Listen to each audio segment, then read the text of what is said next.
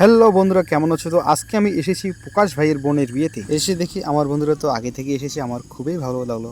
বিয়েতে আসবো আর নাচবো না, তা কি কখনো হয়? আমরা সবাই এই দিনটার অপেক্ষায় ছিলাম, বোনের কখন বিয়ে হবে আর আমরা নাচবো। একটু নেচে জামা কাপড় ভেসে যাওয়ার পরে চলে যাচ্ছি ভিতরের দিকে। ভিতরে প্রবেশ করতেই তো কাকুটার কাছে এসেছি চা খেতে। কাকুটা গরম গরম চা দিয়ে দিল আমাদের তিন বন্ধুকে, আমি একটা নিয়ে নিলাম আর নিয়েই মুখে দিলাম, দিয়ে গরম চাটা খাইলাম।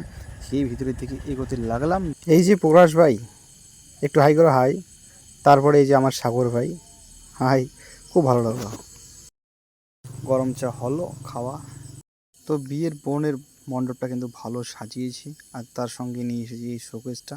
আমার রয়েছে একটা মামা, মামা বললো ভাগিনী কেমন আছো? আমি বললাম মামা আমিও ভালো আছি। শোকেসটা কোথা থেকে নিয়ে এসেছো? বললো আমি এটা নিয়ে এসেছি নেতাজি বাজার থেকে। ওকে মামা, ওকে, ভালো তো ডিজাইনটা দিয়েছি।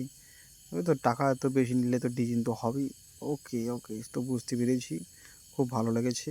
তো আমি বসে পড়লাম টেবিলে খাইতে, দেখি প্রথমে এই ভাইটা, তারপরে কি আরামসে বসে পড়েছি নিচের চেয়ারে। তারপর বললাম খাওয়া দাওয়া শেষে বাড়ি যাচ্ছি।